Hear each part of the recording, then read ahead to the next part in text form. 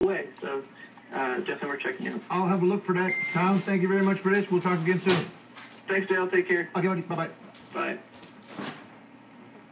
And it's Tom Cochran there, who always seems to have a little bit of, he's just excited. And I can't blame him. Well, it seems there's so much going on. We are going to go next.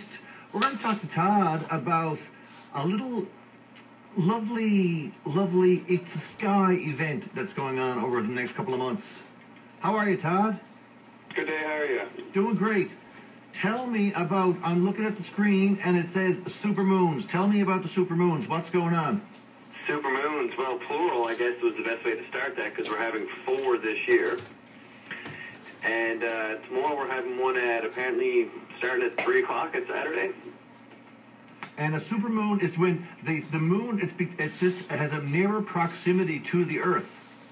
Yeah, it's when it's at its perigee, when the moon itself is at full moon, but at the same time is as close as it gets to the moon, or to the Earth, sorry. And if people, probably some people know these very well, and some people don't, but they will be shocked to see just how big this moon is, particularly when it's actually closer to the land and you get sort of a proximity effect coming off some hills and stuff. It's monstrous.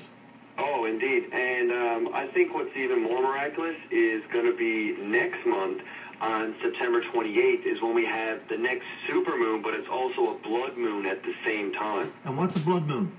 A blood moon is when the Earth passes in the shadow of the moon so that it casts a red or brown hue on the moon. So not only is it going to be, like, people are going to get a glimpse of it tomorrow, not only is it going to be closer, but it's also going to be red or blue. Or, sorry, red or brown. Now, this is like, these are strange, that's strange sort of end of the world moons. Yeah, there's a lot of different people talking about the prophecies, and what's even more crazy when you really look at it, the first supermoon that we had was on April 4th, which was the Passover, and now we're going to have a super blood moon on the 28th, which is the tabernacle of, and they're both Jewish festivals, the beginning and the end, and we're having supermoons all on these exact points.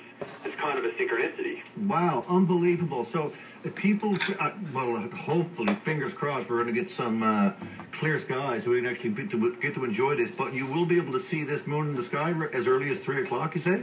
Yeah, and I mean, the weather forecast, Eddie Shearer says it's going to be clear.